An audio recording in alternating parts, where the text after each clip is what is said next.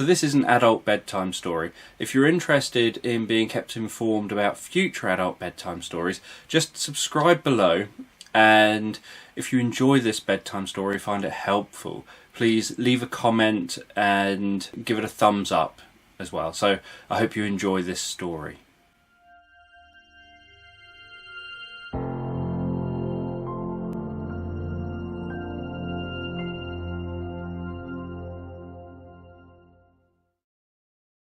Hi, I'm Dan Jones, and this story is about the Snowman.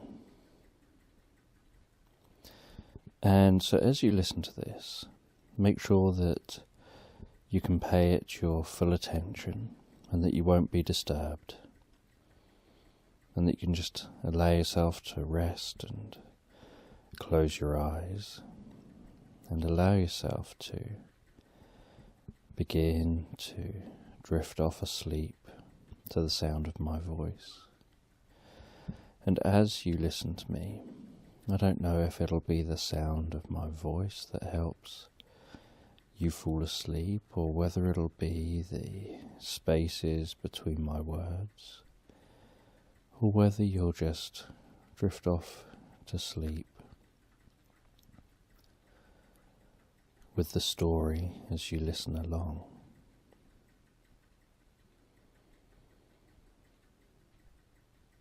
And there was a snowman, a young boy, had spent hours in his back garden, initially rolling a small snowball around the garden. And then after a little while, the snowball was large enough for him to roll it around with two hands. And his hands were freezing cold, and the snow was sticking in clumps to his gloves, and it was making his hands go numb. But he was enjoying rolling that snowball around his garden. And the snowball started to get larger and larger, where he had to put a lot of effort into continuing to roll that snowball around the garden.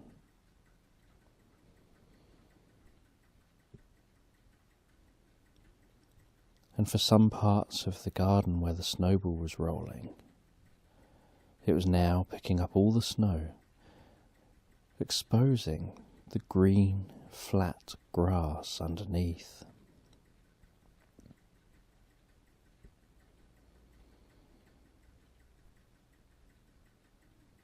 And it was cold, and he could feel the cold on his cheeks as his face was slightly numb.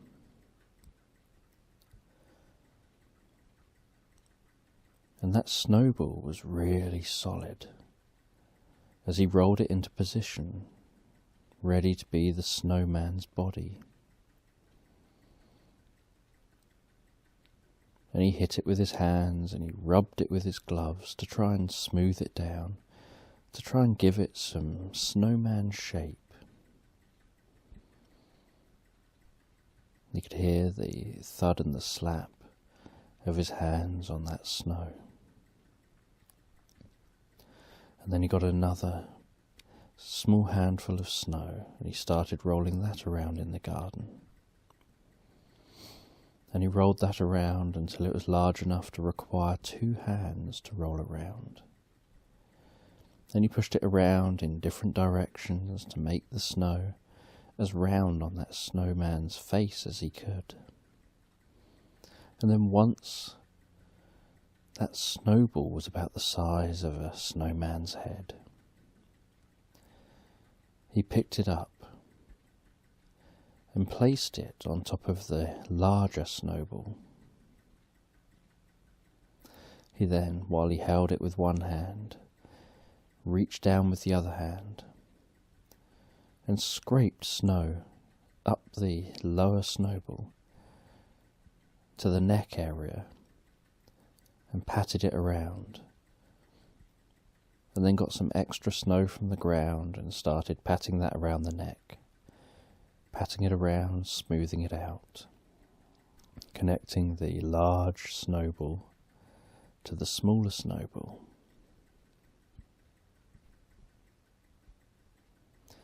And he could feel the snow from time to time as occasionally the snow fell, and the snowflakes would tickle his nose.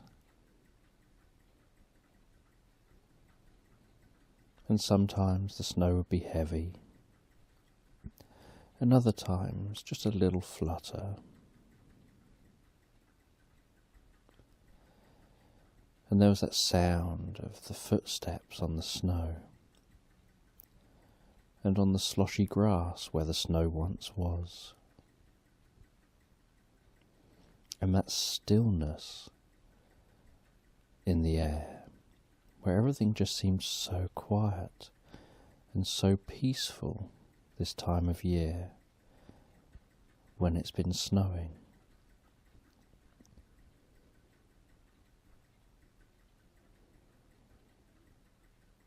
And the boy went and wandered around, trying to find some small stones that he could use for eyes. He had a little hunt around, and as he hunted around, he'd just feel tempted from time to time to put his hand down into untouched snow on top of the bin lid, on windowsills and ledges and tabletops.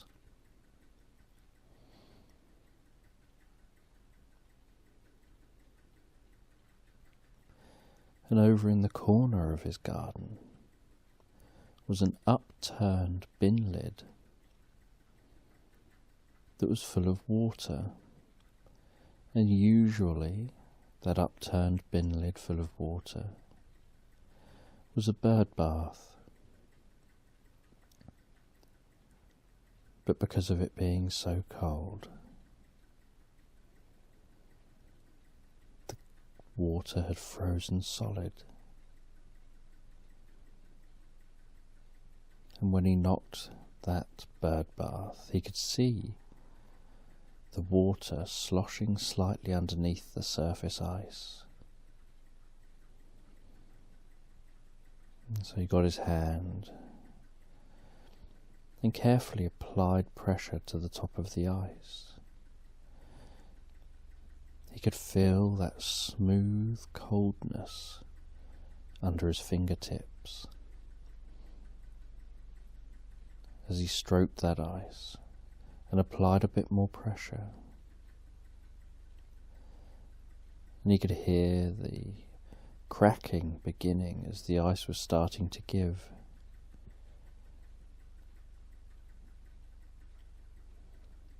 Before it suddenly broke under the weight of his hand,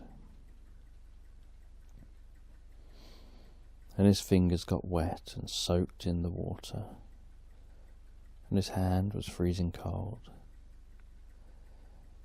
But being a child out in the snow, he didn't mind. He enjoyed the snow and this season. It wasn't something he experienced very often. And he picked up some of the broken ice and just took a moment to enjoy handling that ice, the feeling of the ice, how incredibly smooth the ice is, how fresh the ice smells.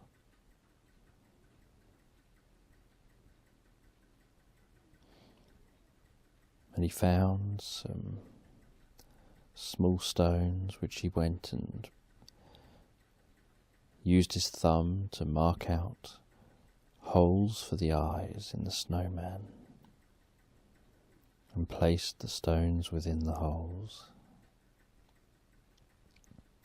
Then he used his finger to draw a mouth on the snowman.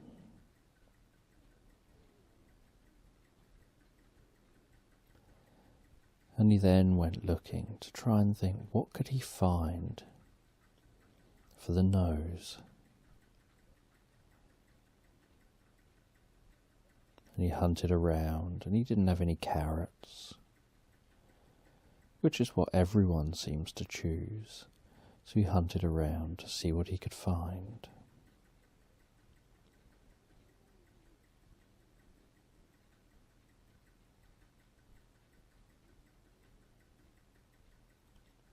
And after some hunting and some searching,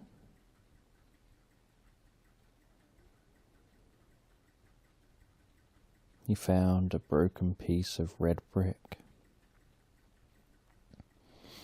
and decided that that would make a slightly different nose. So he used the red brick for nose.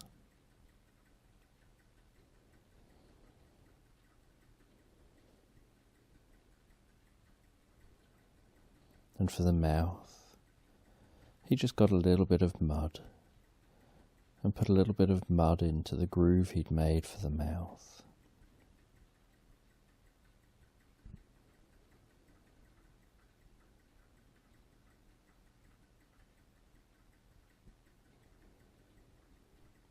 And he thought it would be fun to get loads of pine needles, a load of pine leaves from the tree nearby. And so he picked them off, and he started placing them individually, very carefully, very patiently, into the snowman's head, creating a whole head of green hair.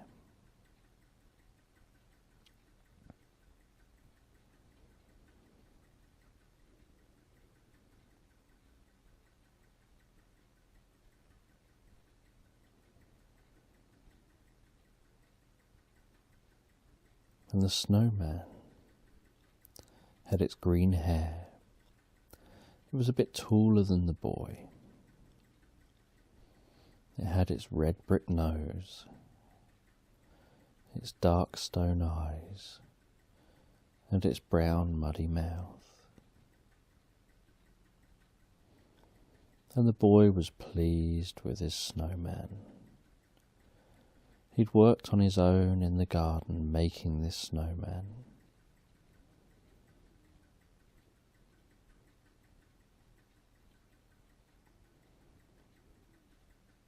And when the boy went to bed that night,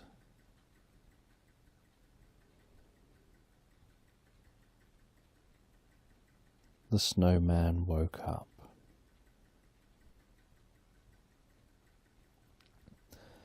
And the snowman gained some consciousness. And this wasn't the first time that the snowman had gained consciousness. The snowman may just be made out of water.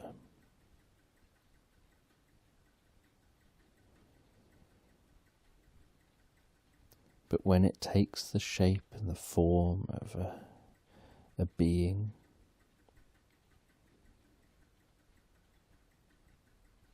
it develops the characteristics of a being.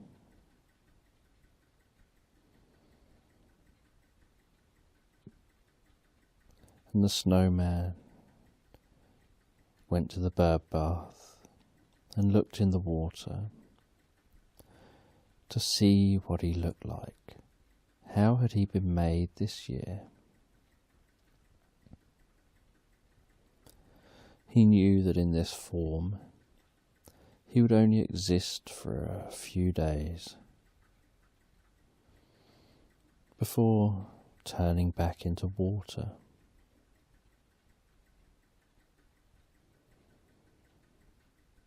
And that wouldn't be the end of the snowman. he would turn back into water. He'd travel around the world in rivers, streams, lakes, oceans. He would travel through people, through animals.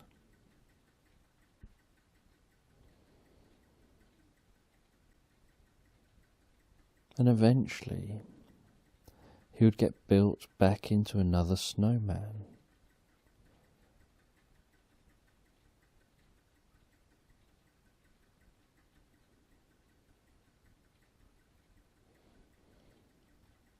And the snowman went exploring and met up with other snow people.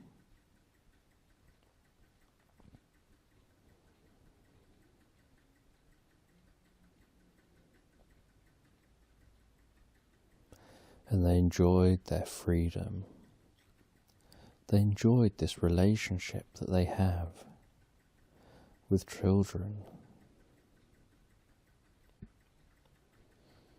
where the children use their imaginations to build them up and turn them into living beings. And for a few nights, they get to meet up with each other, they get to experience life and existence.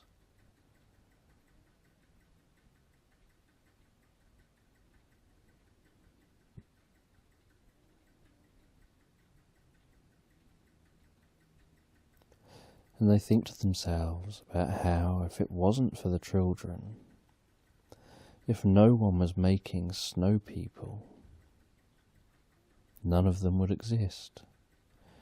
And if none of them existed, there would just be solid water on the ground, or icicles, or ice, or water in rivers and streams and lakes and oceans, but never being shaped into being a being, never being given the opportunity for life.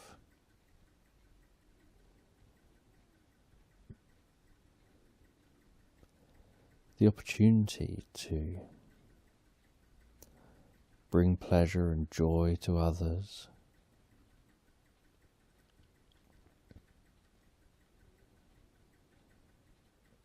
to play a role in the lives of others in quite the same way.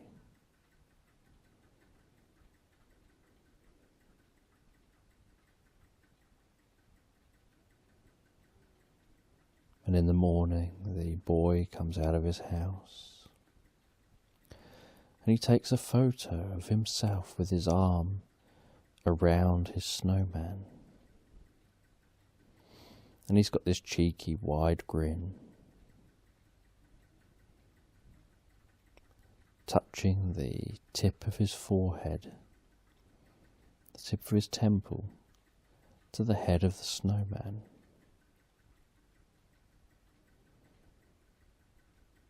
And he doesn't mind that it makes his head slightly cold, because he gets to have a selfie with the snowman.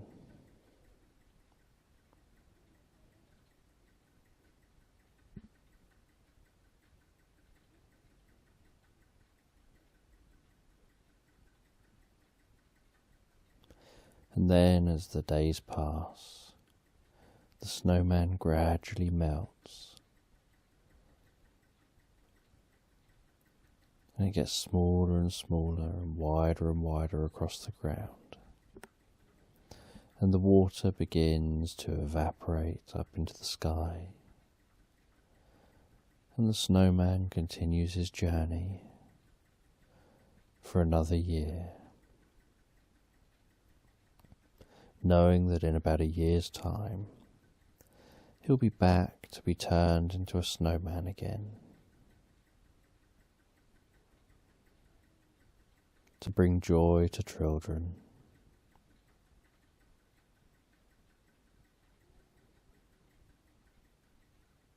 and to experience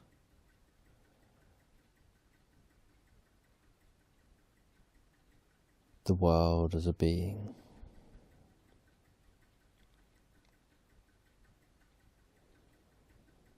And as the snowman melts, so you can drift asleep. As the snowman melts, so you can drift comfortably and relax asleep.